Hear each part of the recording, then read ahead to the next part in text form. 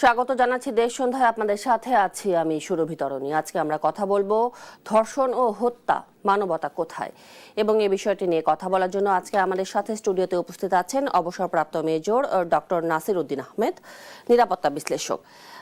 Doctor Nasir, আপনাকে আজকে আমাদের দেশ সন্ধ্যায় স্বাগত জানাচ্ছি। আসলে আজকে প্রথম সারির গণমাধ্যম থেকে শুরু করে সব মিলিয়ে মিডিয়া হাউসগুলোতেও একই রকম চিত্রই উঠে আসছে যে রাজধানীর পল্লবীতে শিশু রামিসার ধর্ষণ এবং তারপরে তাকে হত্যা করা হয়েছে। এবং আমরা যদি দেখি যে গত 7 দিনে 4 জন এমন শিশুকে ধর্ষণ করে হত্যা করা হয়েছে। রাজধানীর মিরপুরে 7 বছরের শিশুকে ধর্ষণের পর গলা কেটে হত্যা, সিলেটে 4 বছরের শিশুকে ধর্ষণের পর হত্যা, ঠাকুরগাঁওয়ে 4 বছরের শিশুকে ধর্ষণের পর হত্যা এবং মুন্সিগঞ্জেও 10 বছরের শিশুর সাথেই একই ঘটনা ঘটেছে। আসলে কেন এই সময়টা এই ধরনের পরিস্থিতির সৃষ্টি হলো এবং দিন দিন এই যে ধর্ষণ এবং তারপরে যে হত্যা করার মতো ঘটনাগুলো বেড়েই যাচ্ছে, কেন হচ্ছে এরকম? হ্যাঁ, ধন্যবাদ আপনাকে। সেই সাথে আমার সুপ্রিয় দর্শকদের অনেক শুভেচ্ছা। এটা খুবই আমাদের জন্য একটা লজ্জাজনক এবং দুঃখজনক সংবাদ, এবং যেভাবে এই একটি অবুঝ শিশুকে এভাবে সর্বশেষ ঘটনায় যেটা আপনি বললেন যে হত্যা করা হয়েছে, শুধু ধর্ষণই না, হত্যা করা হয়েছে, এবং আমি যতটুকু পত্রপত্রিকায় পেয়েছি তার মাথাটা বিচ্ছিন্ন অবস্থায় পাওয়া গেছে। এরকম বিভৎসতা আসলে আমাদের বিবেককে, আসলে সুস্থ মানুষকে খুব নাড়া দেয়। আর তার চেয়েও আমাদের যেটা দুটো বিষয় আমার কাছে খুব কষ্ট লেগেছে মানুষ হিসাবে, আমিও তো একজন বাবা, সেই হিসাবে আমার কাছে যেটা কষ্ট লেগেছে যে এটার সাথে জড়িত ছিলেন, তাকে পালিয়ে যেতে সাহায্য করেছেন তার স্ত্রী। আর আরেকটা হলো যেটা দুঃখজনক, দ্বিতীয়টা, সেটা হলো যে তার বাবা বলছে আমি বিচার চাই না, আপনারা বিচার করতে পারবেন না, আমি এটা জানি। তো আপনার প্রশ্নের উত্তরটা আমার মনে হয় এখানে নিহিত আছে যে সমাজে যখন একজন সন্তানহারা পিতা উচ্চারণ করে যে আমি বিচার পাবো না জানি এবং আমি বিচার চাই না, তখনই মানুষ কি পর্যায়ে চলে গেছে বিচারহীনতার সংস্কৃতিটা, সেটাই মনে স্পষ্ট হয়ে উঠে, এবং উঠে বলেই আজকে মানুষ এগুলো করার সাহস পাচ্ছে। আপনি দেখেন আমাদের এখানে নারী ও শিশু নির্যাতন আইন আছে, দ্রুত বিচার আদালত আছে, আদালতের জন্য সরকারি পিপি আছে, আদালতগুলোতে এক্সট্রা জুডিশিয়াল স্টাফরা আছেন, সব কিছুই আছে। মাত্র কিছুদিন আগে বোধহয় 1 সপ্তাহ হয়নি শিশু স্বর্গ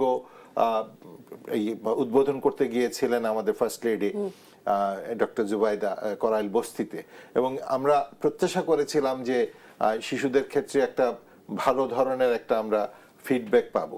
কিন্তু আমরা যেটা বললাম যে কেন মানুষের মধ্যে এই বোধটুকু আসলো, আপনি স্মরণ করতে পারেন কি কোনো চাঞ্চল্যকর যতগুলো আপনি কথা বললেন তাদের দৃশ্যমান কোনো বিচার হয়েছে এই যে শিশুদের হত্যাকাণ্ডের? আপনি কিছু কিছু সময় আমরা বিভ্রান্ত হয়ে যাই কেন? যে দেখেন, একটা কথা বলা হয় যে একটা নারী যে নির্যাতনের শিকার হয়েছে, বা বিশেষ করে যারা ধর্ষণের শিকার হয়েছেন, তাদের প্রথম ধর্ষণটা তারা হয় হলো স্পটে, যেখানে ঘটনা ঘটে সেই জায়গায়, এরপরে দ্বিতীয় ধর্ষণটা হয় পুলিশ স্টেশনে, তৃতীয় ধর্ষণটা হয় যে আদালতে। তাকে এমনভাবে নাজেহাল করা হয়, এমন প্রশ্ন করা হয়, এমনভাবে তাকে বিব্রত করা হয় যেটা ধর্ষণের চেয়ে সে আত্মহত্যার দিকে চলে যাওয়ার মতো একটা পরিস্থিতিকে ঠেলে দেয়। ধর্ষণ হয়েছে কি হয়নি, গত এপ্রিল মাসে যদি আমরা দেখি একটা পরিসংখ্যানে দেখলাম যে 58টি ধর্ষণ হয়েছে এই বছরের গত এপ্রিল মাসে, এবং 57টি হত্যা হয়েছে। এটা হচ্ছে এপ্রিল মাসের এক মাসের মাত্র চিত্র। এবং আপনি আরো অবাক হবেন যেটা, যে কিছুদিন আগেই স্ট্যাটিস্টিক্সটা বের হয়েছিল যে শতকরা আমার মনে হয়, আমি যতটুকু মনে করতে পারি, 80% উপরে ধর্ষণ কেস প্রমাণ করা যায় না। কারণ হচ্ছে যে তারা তখন আদালতের কাছে যে মুখ্য বিষয়টা যে একজন নারী, সে তার চালচলনে কেমন ছিল, তার পোশাক কেমন ছিল, তার চরিত্র কেমন ছিল। একটা চরিত্র খারাপ নারী বলেই কি তাকে ধর্ষণ করতে হবে? একে লাইসেন্স দেওয়া হলো তাকে? এটা তো হয় না। আর যে শিশুদের কথা নিয়ে আমরা আলোচনা করছি, তাদের ক্ষেত্রে তো তারা কি এমন পোশাক পরলো, তারা কি এমন সমাজের মধ্যে ইম্প্যাক্ট ফেললো, বা ধর্মের বিরুদ্ধে তারা কি করলো যে তাদেরকে এভাবে আমাদেরকে আমাদেরকে হারাতে হলো। মৃত্যু, ধর্ষণ তো হয়েছেই, তারপর আবার মৃত্যু। এবং ডক্টর নাসির, আপনি খেয়াল করলে দেখবেন যে শিশুটি তো তার বাসায় ছিল, বাসায় ছিল, তাহলে নিজের নিরাপত্তা বাসাতে। কোথায়? হ্যাঁ, এবং তার বড় বোনের সাথে তার স্কুলে যাওয়ার কথা ছিল। বড় বোন যখন খুঁজে পায়নি তখনই তারা খোঁজ করলো এবং তার স্যান্ডেলটা বাইরে পাওয়া যায় বলে পাশের ফ্ল্যাটে গেল। সুতরাং এই যে আমাদের আসলে এখানে আরেকটা বিষয় উঠে আসে, আমাদের এই যে সামাজিক বন্ধনগুলো যে হারিয়ে যাচ্ছে, তার একটা করুণ চিত্র এখানে আমরা দেখতে পাই। যে আমার পাশের ফ্ল্যাটে কে থাকছে সেটাও আমরা ঠিক মতো খোঁজ খবর নেই না। সে কি বৃদ্ধ, সে কি একটা ভালো মানুষ, তার বাসায় কি আমার শিশুটা যাওয়ার মতো, আমার একটা সন্তান কি সেখানে যাওয়ার মতো, এগুলো খোঁজ খবরও আমাদের মাঝে নাই। আমরা একেবারে নিজেদেরকে নিয়ে এত আত্মকেন্দ্রিক হয়ে গেছি। আমাদের মোবাইল ফোন, আমাদের মিডিয়া, সবকিছু আমাদেরকে এমন ভাবে নিজেদের মধ্যে নিয়ে আসছে যে সামাজিক বন্ধন, পারিবারিক বন্ধন এবং এই বিষয়গুলোকে আমাদের কাছ থেকে কেড়ে নিয়েছে, আমাদের বাচ্চাদের শৈশবকে কেড়ে নিয়েছে। তো যে শিশুটি হাসিতে মাঠে যাওয়ার কথা, হেসে সেখানে খেলার কথা, সেটা বাদ দিয়ে সে ঘরের মধ্যে এখন বন্দি অবস্থায় আছে। আমি আবারও আসবো ডক্টর নাসির আপনার কাছে। এই পর্যায়ে রেজাউল করিম রনি, জবান পত্রিকার সম্পাদক, আমাদের মাঝে উপস্থিত হয়েছেন। আপনাকে স্বাগত আমাদের আজকে দেশ সন্ধ্যায়। এবং আজকে আমরা কথা বলছি ধর্ষণ ও হত্যা, মানবতা কোথায়, এই বিষয়টি নিয়ে। এবং ডক্টর নাসির তার আলোচনায় বলছিলেন যে এই যে এত এত ধর্ষণ হচ্ছে এবং শিশু রামিসার ঘটনা, রাজধানীর পল্লবীতে যে ঘটনা, এবং গত 7 দিনে 4 জন শিশুকে ধর্ষণ করা হয়েছে, আমি এক জায়গায় পরিসংখ্যানে দেখলাম। তো এই যদি হয় অবস্থা, আসলে মানবতা কোথায় বলে আপনি মনে করেন রেজাউল করিম রনি? আর এরকম বিচারহীনতার সংস্কৃতির আবারও সৃষ্টি হচ্ছে কেন? জি, ধন্যবাদ। যে যেখান থেকে আমাদের দেখছেন এবং শুনছেন সবাইকে আমার সালাম এবং শুভেচ্ছা। আমি দুইটা দিক থেকে আলোচনাটায় প্রবেশ করতে চাই। একটা সমাজের স্বাস্থ্য কেমন এটা আপনি বুঝবেন কিভাবে? এটা বোঝার বেসিক ইন্ডিকেটর হলো সেই সমাজ নারী এবং শিশুকে কিভাবে ট্রিট করে। সেই রাষ্ট্র, একটা রাষ্ট্র কিরকম সেটাও বুঝতে হলে আপনাকে দেখতে হবে সেই রাষ্ট্রে নারী এবং শিশুরা কিভাবে থাকে। আপনার বিগত আমলগুলোর কথা আমরা সবাই জানি, সেই আলাপে না যাই। তো এখন যেই ঘটনাকে কেন্দ্র করে আজকে আমরা কথা বলছি, সেই ঘটনার সব মর্মান্তিক দিক হলো তার বাবা বলছেন যে আমি বিচার চাই না, কারণ আমি জানি যে আপনারা বিচার করতে পারবেন না। কিন্তু আমি দেখলাম যে সন্দেহভাজন আসামি একজনকে গ্রেফতার করা হয়েছে নারায়ণগঞ্জ থেকে। ফলে বিচার সমস্ত ক্ষেত্রে যে আপনার বিচার একদম হয় না তা না। বিচার কিছু কিছু ক্ষেত্রে তো অ্যারেস্ট হয়, গ্রেফতার হয়, আমরা দেখি। বিশেষ করে যে সমস্ত ঘটনা নিয়ে প্রচুর আলোচনা হয়, এক ধরনের প্রেশার ক্রিয়েট হয়, তখন হয়তো গ্রেফতার হয়। সেটা হাসিনার আমলেও হয়েছে। হ্যাঁ, আবরার ফাহাদ হত্যাকাণ্ডের কারণে হ্যাঁ দেখো যখন প্রচণ্ড আলোচনা হলো তখন ধরেন কিছু আমরা দেখলাম যে কয়েকজনকে গ্রেফতার করা হয়েছে। কিন্তু বিচার গ্রেফতার করার পরে যেটা কথা হলো যে বিচারটা এমন জায়গায় আমরা খুব কমই দেখি, প্রায় দেখি না বললেই চলে, যে বিচারটা একটা দৃষ্টান্ত স্থাপন করে। মিডিয়াতে প্রচুর আলোচনা হয়, প্রচুর প্রতিবাদ হয়, হয়, হ্যাঁ, তো বিক্ষুব্ধ অবস্থা তৈরি হয়। সেটা সামাল দেওয়ার জন্য গ্রেফতার অনেক সময় তড়িঘড়ি করে করা হয়। সেই গ্রেফতারে প্রকৃত অপরাধীকে কতখানি করা হয়, কতখানি সন্দেহভাজনে করা হয়, সেই বিতর্কও থাকে। তারপরেও গ্রেফতারের পরে যেটা হলো, যেটা আসলে যেটা বিচার, যে বিচারটা আসলে এই ধরনের ঘটনার ক্ষেত্রে একটা আপনার সংস্কারমূলক মেসেজ সমাজে তৈরি করবে, বা অপরাধ প্রবণ যারা তাদেরকে আপনার সেক্ষেত্রে একটা ভূমিকা রাখবে অপরাধ থেকে নিবৃত্ত করার ক্ষেত্রে, সেই বিচারের একটা গাফিলতি আমাদের এখানে আসছে, বরাবরই আছে, এটা অস্বীকার করার উপায় নেই। ফলে এই সরকারের উপর ডিউটি এই বিচারহীনতার যে সংস্কৃতি, যার ফলে এই ধরনের সামাজিক অপরাধগুলো এমন একটা জায়গায় যেটা ট্রমাটিক, এই অবস্থা নিয়ে, এটা এমন একটা ঘটনা, এই ঘটনা নিয়ে কথা বলার মানে আমি কি বলবো, যে কথা বলার শক্তি কতজনের আসতে আমি জানি না। মানে কথা বলাটা খুবই ডিফিকাল্ট। এটা আপনি কি কথা বলবেন? এই আমরা আমাদের শিশুদের হারাচ্ছি, আমাদের বাচ্চাদের আমরা নিরাপত্তা দিতে পারছি না, এবং যেই বর্বরতার মধ্যে দিয়ে একটা বাচ্চাকে এইভাবে হারাই তুলে, সে বাবা মার জন্য তো কোনো সান্ত্বনা, কোনো আপনার এই ক্ষতিপূরণই যথেষ্ট না, অপূরণীয় ক্ষতি। ফলে এখানে দুইটা দিক, এটা হলো যে একটা যে বিচারহীনতার দিক থেকে রাষ্ট্র কিভাবে তার নারী এবং শিশুদেরকে দেখে, সে দেখবার দৃষ্টিকোণ থেকে আমরা সেরকম একটা রাষ্ট্র করতে পারি নাই এই 54 বছরে, যে রাষ্ট্রে নারীরা এবং শিশুরা নিরাপদ। তারা এবং সে একটা সন্তান মানে তো আপনি দেখবেন যে সন্তান মানে শুধু বাবা মার সন্তান না, সন্তান মানে কিন্তু রাষ্ট্রেরও। রাষ্ট্র শিশুদের জন্য যতটা বেশি প্রোটেক্টিভ হবে, শিশুদের জন্য যত বেশি আপনার ধরেন যে তার মানে তার মানবিক আপনার উপাদানগুলোকে সাজাবে, সেই দেশ তত সমৃদ্ধ হয়। আপনি ইউরোপ আমেরিকার কথা আমরা বলি না, আমাদের এখানকার লোকজন ইউরোপ আমেরিকার দিকে যেতে চায় কেন? যতটা নিজের জন্য তার চেয়ে বেশি তার পরের প্রজন্ম, তার ছেলে মেয়েদের জন্য। হ্যাঁ, তার শিক্ষা। আপনি নিশ্চয়ই জানেন যে শিশুদের সুরক্ষায় নিয়োজিত বিভিন্ন প্রতিষ্ঠান রয়েছে, এমনকি সরকারি প্রতিষ্ঠানও রয়েছে। এই যে বিচার না হওয়া, একটা ঘটনা ঘটে যাওয়ার পরে বারবার ঘটতে থাকা এবং বিচার না হতে থাকা, সেই ক্ষেত্রে এই যে শিশু সুরক্ষায় নিয়োজিত এই প্রতিষ্ঠানগুলো আসলে করে কি? এই প্রতিষ্ঠানগুলোর আসলে কার্যকারিতা কি, এটা নিয়ে আমাদের ইয়ে করতে হবে। তো এটা নিয়ে, এটাই একটা বড় প্রশ্ন, এবং ধন্যবাদ আপনাকে এই প্রশ্নটা সামনে আনার জন্য। এটা সরকারকে পুনর্মূল্যায়ন করতে হবে। এই প্রতিষ্ঠানগুলো তাহলে বসায় বসায় পাল্লার দরকার কি? যদি এটা ওয়ার্কই না করে, এটা যদি প্র্যাকটিক্যাল কোনো আপনার ইমপ্লিমেন্ট বা প্র্যাকটিক্যালি এটা যদি সমাজে কোনো অবদান না রাখে, এগুলো তো রাষ্ট্রের টাকা অপচয় করার তো কোনো দরকার নেই। এগুলো বন্ধ করে দেন আপনারা, এগুলো দরকার নেই। যদি এটা অবস্থা দিন দিন অবনতি হচ্ছে, এটা যে গভর্নমেন্টই থাকুক, এটা তো চলতে পারে না দীর্ঘ সময়। আগের পয়েন্টে যেটা একটা বললাম, আর দ্বিতীয় পয়েন্ট যেটা হলো যে সামাজিকভাবে, সাংস্কৃতিকভাবে আমরা এমন একটা পরিমণ্ডল কি গঠন করতে পারছি, যে পরিমণ্ডলে একটা শিশু, বিশেষ করে কন্যা শিশুরা আজকে মোস্ট ভালনারেবল। হ্যাঁ, মোস্ট ভালনারেবল আপনার মানে সে তার ঘরে, তার পরিবার পরিজন বা নিকট আত্মীয়দের কাছেও সে নিরাপদ না, সামাজিকভাবে তো নাই। তো ফলে এই যে দৃষ্টিভঙ্গিটা সাংস্কৃতিকভাবে কি আমরা উৎপাদন করতে পারছি? আমরা তো উৎপাদন করতে পারি নাই। তো উৎপাদন করতে হলে দুই দিক থেকে আপনি দেখেন, একটা হলো যে রাষ্ট্রের দিক থেকে আমরা একটা হতাশাজনক অবস্থায় আছি, যেখানে শিশু এবং নারীরা আজও আপনার প্রোটেক্টেড না। আর একটা হলো সাংস্কৃতিকভাবে আমরা একটা সামাজিক সুরক্ষার এমন একটা বলয় তৈরি করতে পারি নাই, যেখানে একজন শিশুকে অগ্রাধিকার দেওয়া হবে। আমি আসবো আপনার কাছে রনি। এই পর্যায়ে ডক্টর নাসির, আপনার কাছে একটু জানতে চাই যে এই যে মাদ্রাসার ক্ষেত্রেও কিন্তু একই ঘটনাগুলোই ঘটছে, সেখানে শিশুদের বলাৎকারের শিকার হতে হচ্ছে। এই বিষয়টি নিয়ে আসবো আপনার কাছে, দুজনের কাছে আসবো বরং, তবে একটি বিরতির পরে ফিরে আসতে চাই।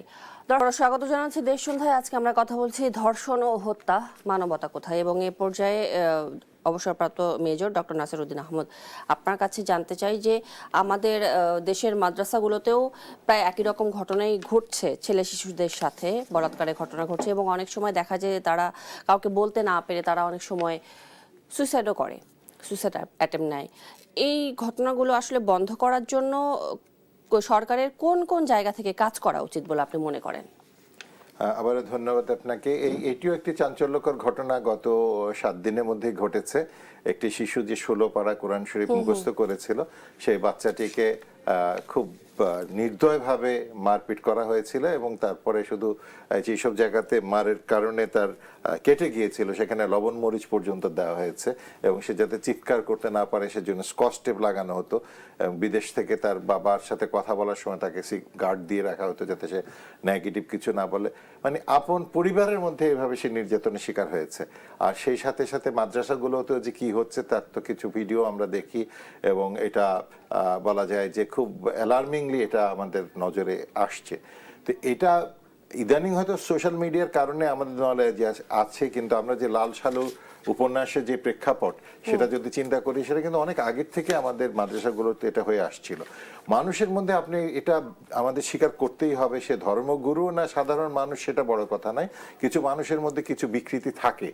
এটা একেবারে অপরাধ প্রবণতা থেকে সমাজের কিছু মানুষ যে মুক্ত থাকবে না, এটাই স্বাভাবিক। সেখানে হলো সমাজের দায়িত্ব যে তার সামনে দৃশ্যমান কিছু উদাহরণ তৈরি করা, যে তুমি এই সমাজে যদি বসবাস করতে হয়, রাষ্ট্র তৈরিতে হয়েছিল একটা সামাজিক চুক্তি হিসাবে, যে আমি কেন একটা রাষ্ট্রের অধীনে থাকবো। রাষ্ট্রের অধীনে থাকবো হচ্ছে যে আমি, আমার সন্তান, আমার পরিবার, আমার শিক্ষালয়, আমার কর্মক্ষেত্র, আমার মান সম্মান সম্পদ একটা নিরাপদ পরিবেশে থাকবে। এই সামাজিক চুক্তির কারণেই তো রাষ্ট্র। আগে তো সবাই বন জঙ্গলে গোত্র হিসাবে আলাদা আলাদা থাকতো। রাষ্ট্রটা তৈরি হয়েছে একটা সামাজিক চুক্তি হিসাবে, যে আমার নিরাপত্তাটুকু আমি পাবো, সেই জন্য আমি রাষ্ট্রের আনুগত্য স্বীকার করি, রাষ্ট্রের বাউন্ডারির মধ্যে থাকি। তো সেটাই যখন আজকে একেবারে আমি বলতে বাধ্য হচ্ছি যে একটা ভঙ্গুর অবস্থার মধ্যে আছে, এবং এটার জন্য আমাদের দায় নিতেই হবে। আমাদের পূর্বপুরুষ আমাদের একটা স্বাধীন দেশ দিয়ে গেছেন, কিন্তু আমরা আমাদের পরবর্তী প্রজন্মের জন্য কি রেখে যাচ্ছি? আমি তো স্মরণ করতে পারি না গত 3 বছরের মধ্যে নারী ও শিশু নির্যাতনের কোনো চাঞ্চল্যকর হত্যাকাণ্ডের কোনো রায় হয়েছে। এবং আপনি বলেছেন জাতিসংঘের বড় বড় ফান্ড আছে, তারপর হচ্ছে ওয়ান স্টপ সার্ভিস আছে, কিন্তু এই সব থাকার পরেও এই ধরনের ঘটনা ঘটেই যাচ্ছে একটার পর একটা। আপনি অবাক হবেন, আমি মফস্বলে যখন গেছি তখনও দেখেছি নারী ও শিশু নির্যাতন আলাদা একটা আদালত আছে, সেখানে আদালতের জন্য কিন্তু আলাদা বিচারক আছে এবং সরকারি পিপি যারা টাকা পান প্রতিটা হাজিরাতে তাদের নিয়োগ দেওয়া আছে।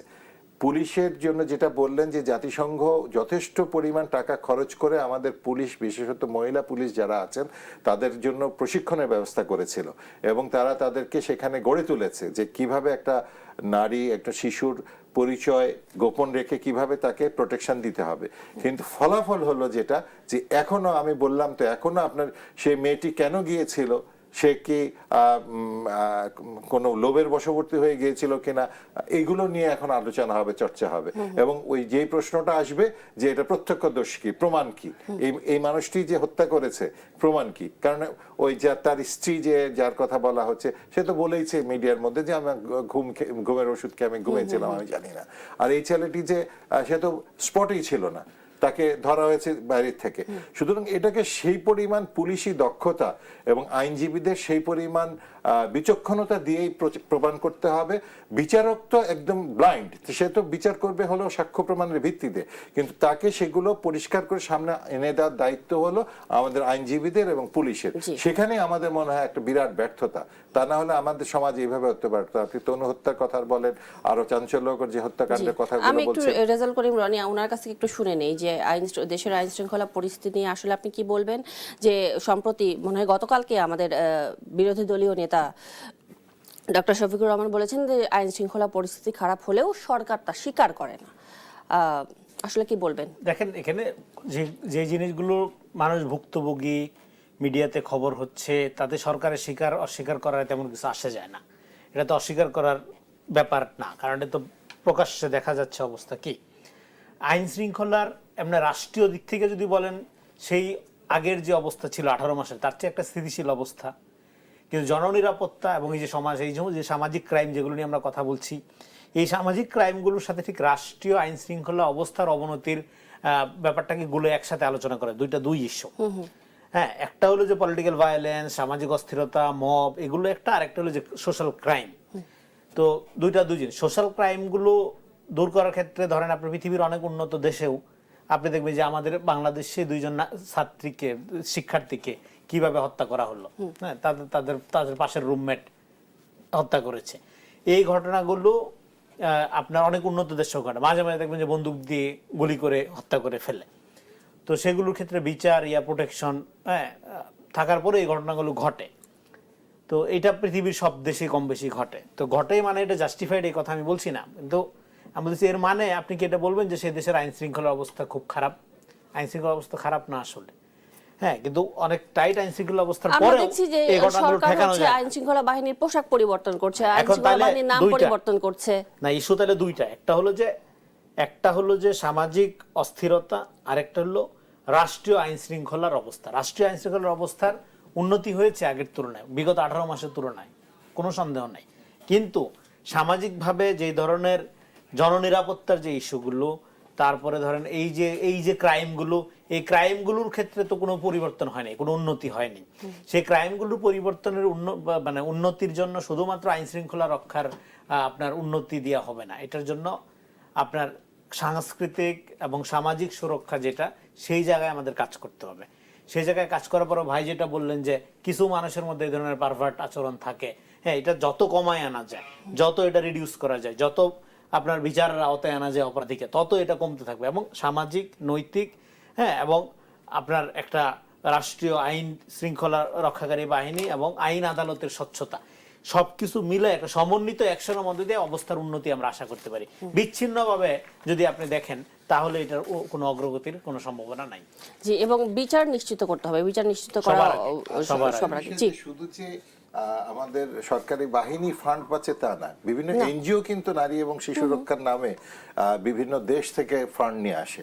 কিন্তু আপনি ফলাফলটা যদি বলেন, এবং এনজিও, রাইট, এই যে এনজিও প্রজাতন্ত্রী বাংলাদেশ সরকার আমরা দেখলাম বিগত সময়ে, হ্যাঁ, তো এনজিওরা এই এত বছর ধরে কাজ করতেছে, এনজিওরা কাজের ফলাফল কি হচ্ছে? তাদের ছেলে মেয়েগুলো ঠিক ইউরোপ আমেরিকায় পড়াশোনা করছে, উন্নত জীবনযাপন, কিন্তু যেই দারিদ্র বাণিজ্য করে তারা এই তাদের অবস্থার উন্নতি ঘটাইলো, সেই মানুষের কিন্তু কোনো উন্নতি, সেই নারীদের উন্নতি হচ্ছে না, সেই প্রান্তিক জনগোষ্ঠীর কিন্তু কোনো উন্নতি হচ্ছে না, কিন্তু দারিদ্র বাণিজ্য করে তারা নিজেদের উন্নতি ঠিকই ঘটাচ্ছে। ফলে এই জন্য, হ্যাঁ, এটা ভালো পয়েন্ট বলেছেন যে এখানে এনজিওদেরও প্রচুর ফান্ড আসে। ফলে আমি মনে করি যে এই যে আপনার সমস্যাগুলোকে জিয়ে রেখে ফান্ড নির্ভর একটা আপনার কাঠামো গঠন করা, এই জায়গা থেকে আমাদের বের হইতে হবে।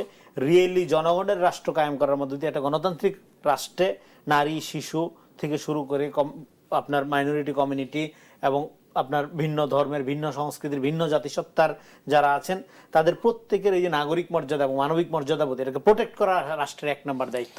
সেটার জন্যই তো আমরা এত সংগ্রাম করলাম, এত আন্দোলন রেজাউল করলাম। করিম রনি, আপনি নিজেও জানেন যে এখন আবার বিভিন্ন মাজারে হামলার ঘটনা ঘটছে, মব সন্ত্রাসের সৃষ্টি করার চেষ্টা করা হচ্ছে, এবং বিরোধী দলীয় বিভিন্ন নেতা বলছেন যে নির্বাচনের আগে নেতারা মাজারে মাজারে আসেন, কিন্তু পরবর্তীতে মাজারে কি হয় সেই খোঁজ খবর কেউই রাখে না।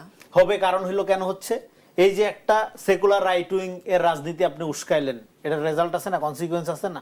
তারপরে গ্রেফতার করা হলো যারা, একটা নির্দিষ্ট মেধাবী মুনাফিক দলের সদস্যদের পাওয়া গেল, কিন্তু সেই দলকে দায় নিবে? দায়িত্ব নিবে না। কিন্তু এবং যে সমস্ত বুদ্ধিজীবীরা আজকের প্রতিবাদ করছে, এই সমস্ত বুদ্ধিজীবীরা, এই সমস্ত আমি বলবো যে বুদ্ধিহীন, হ্যাঁ, দুরাচারী বুদ্ধিজীবীরা, তারা এই ধরনের রাজনীতিকে শক্তিশালী করার আপনার জন্য আপনার যুক্তি উৎপাদন করেছে, মতামত উৎপাদন করেছে, তাদের সভা সেমিনারগুলোতে হাজির হয়ে, হ্যাঁ, বড় বড় বিপ্লবী বুলি ছেড়ে এই মবতন্ত্র, এই আপনার ধরেন যে উন্মাদনাকে বিপ্লবী বনা হিসেবে সমাজে জাহির করার চেষ্টা করেছে। ফলে আজকে তারা যখন আবার মাজার নিয়ে কান্নাকাটি করে, ডাবল স্ট্যান্ডার্ডের কারণে সমস্যার উন্নতি হচ্ছে না। এই ধরনের রাজনৈতিক শক্তিকে, একটা আলট্রা সেকুলার রাইট উইং শক্তিকে এখানে শক্তিশালী করা হয়েছে সামাজিকভাবে, এবং এগুলো আজকে মেইন স্ট্রিম। জি রনি ভাই, আবারও আসবো আপনাদের দুজনের কাছে, তবে একটি বিরতির পরে ফিরে আসতে চাই। দর্শক, দেশ সন্ধ্যা থেকে নিচ্ছে আর একটি বিরতি, সঙ্গে থাকবেন।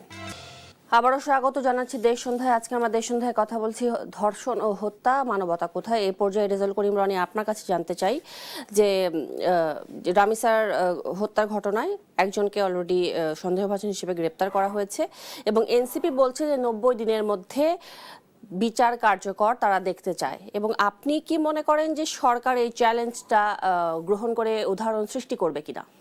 করা উচিত অবশ্যই। এবং সবচেয়ে বড় এনসিপি কি বলছে সেটা হচ্ছে গুরুত্বপূর্ণ হলো তার ফ্যামিলি, তার বাবা যেটা বলছে, তার বাবা যে এই লেভেলের হতাশা ব্যক্ত করেছে এবং অতীতের যে এবং উনি বলেছেন যে 15 দিনের মধ্যে আপনারাও ভুলে যাবেন। হ্যাঁ, বিচার হতার কারণ একটা বিচারহীনতার যে সংস্কৃতির যে আপনার অভিজ্ঞতা আছে সেটা স্বাভাবিক, হ্যাঁ, সেটা বলাটা। ফলে এই জায়গা থেকে আপনার আপনি গণ অভ্যুত্থানের আকাঙ্ক্ষা বলেন, গণতান্ত্রিক রাষ্ট্রের আকাঙ্ক্ষা বলেন, রাষ্ট্রের আকাঙ্ক্ষা হলো এটাই যে আপনি তো ন্যায় বিচারটা পাবেন।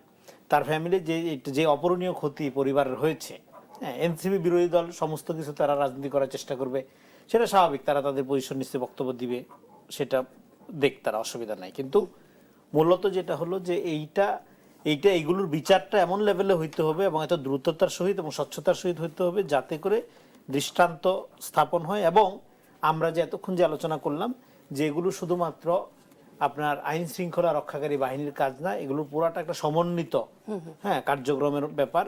এবং এটা যদি শুরুটাই হবে আইনের শাসন প্রতিষ্ঠার মধ্য দিয়ে, বিচারের মধ্য দিয়ে। ফলে বিচারটা যদি হয় তখন আমরা যে মানবিক মর্যাদাবোধ ফেরানোর সংস্কৃতির দিকে ফিরতে চাই, হ্যাঁ, আমরা যে সমস্ত নাগরিকের অধিকার ভিত্তিক একটা রাষ্ট্রের কথা বলি, বারবার আগের থেকে বলে আসছিলাম, সে জায়গায় যে যেতে চাই সেটা অনেক সহজ হবে। ফলে অবশ্যই রাষ্ট্রকে অনতিবিলম্বে স্বচ্ছতার সহিত বিচার কার্যকর করা, বিচার কার্যকরে এবং জনগণকে ওই জায়গাটা আনা যে এই রাষ্ট্র জনগণকে আস্থায় নিয়ে আসা। জি ডক্টর নাসির, আপনি তো একজন নিরাপত্তা বিশ্লেষক, আপনি কি মনে করেন যে এই ধরনের ঘটনা যেন আর না বাড়ে, সেই জন্য সরকারের কি ধরনের পদক্ষেপ নেওয়া উচিত? পাশাপাশি এই যে সন্দেহভাজন হিসেবে যাকে গ্রেপ্তার করা হয়েছে, এনসিপিও বলছে যে 90 দিনের মধ্যে বিচার কার্যকর দেখতে চাই, এটি আসলে সরকারকে কত দ্রুততার সাথে গ্রহণ করা উচিত? এটা আসলে অপরাধ প্রবণতা। একটু বলি, এটা প্রধান যে আসামি সোহেল রানা, সে দায় স্বীকার করেছে, গ্রেফতারকৃত আসামি সে দায় স্বীকার, সন্দেহভাজন যেটা বলা হচ্ছিল আসলে সেই আসলে। এই বিষয়গুলো হয় কি যে এখানে একরকম দায় স্বীকার করবে, তারপর আদালতে যাওয়ার পর চিত্রটা একদম বদলে যাবে। ওখানে যে যখন আইনি মারপ্যাচে পড়বে তখন কিন্তু এই দায় স্বীকারটাই যদি ফ্যাক্টর হতো, তাহলে বাংলাদেশের অনেক বিচার অনেক সহজে হয়ে যেত। বছরের পর বছর এতগুলো বিচার আমাদের ঝুলে থাকতো না। দায় স্বীকার অনেকেই করেছেন অতীতে, কিন্তু পরবর্তীতে আদালতে যাওয়ার পরে বলে যে আমি পুলিশের প্রেসারে এটা করেছে, আসলে ঘটনা এটা না। তো যাই হোক, আমি যেটা বলছিলাম যে আপনি যে প্রশ্নটা করেছেন যে এটা কি করণীয়, আমাদের মাল্টি ডাইমেনশনাল অ্যাপ্রোচ ছাড়া কিন্তু এই সামাজিক এই অপরাধগুলো কমানো যায় না। অর্থনৈতিক অপরাধ এক ধরনের হয়, তারপরে আপনার ধরনের ক্রীড়াক্ষেত্রে এক ধরনের অপরাধ হচ্ছে বাজির হয়, বেট হয়, তারপরে বিভিন্ন ধরনের অপরাধ ঘটে, সাংস্কৃতিক অঙ্গনে বিভিন্ন ধরনের অপরাধ হয়, অ্যাবিউজ হয়, সব কিছুতে, ইভেন মিডিয়াতেও তো কত ধরনের হচ্ছে, সংবাদপত্রের জগতে হচ্ছে, সব কিছুতে হচ্ছে। কিন্তু এই যে শিশুদের ক্ষেত্রে যে প্রসঙ্গটা নিয়ে আমরা কথা বলছি, এটা একটা মাল্টি ডাইমেনশনাল লাগবে বা একটা অ্যাপ্রোচ লাগবে। প্রথমত হচ্ছে যেটা যে আমাদের মা বাবাদের সচেতন থাকতে হবে যে আমার শিশুকে ঘরে প্রথম প্রশিক্ষণটা ঘরে দিতে হবে, তার কোথায় যাওয়া উচিত কোথায় যাওয়া উচিত না। আমাদের বিদেশে কিন্তু গুড টাচ ব্যাড টাচ এগুলো নিয়ে একেবারে স্কুলে পর্যন্ত তাদেরকে শিক্ষা দেওয়া হয়। আমাদের এখানে এটা বলা মনে হচ্ছে যে অপরাধ। মাদ্রাসার ছাত্রছাত্রীদেরকে কেন আমি শিখাবো না যে this is good touch, this is bad touch? এটা কেন শিখাবো না? এটা শেখানোর মধ্যে কি আমার ধর্ম চলে যাবে, আমার মান সম্মান চলে যাবে? কিন্তু আমাদের হুজুররা এটা এই নিয়ে কথা বলতেই দিবেন না। পরিবারকেও সচেতন হবে, সেই সাথে রাষ্ট্রকেও দায়বদ্ধ থাকতে হবে। অসংখ্য ধন্যবাদ ডক্টর নাসির এবং রেজাউল করিম রনি আজকে আমাদের দেশ সন্ধ্যায় সময় দেওয়ার জন্য। দর্শক, দেশ সন্ধ্যায় ছিল আজকের মতো। ধন্যবাদ সবাইকে সাথে থাকার জন্য।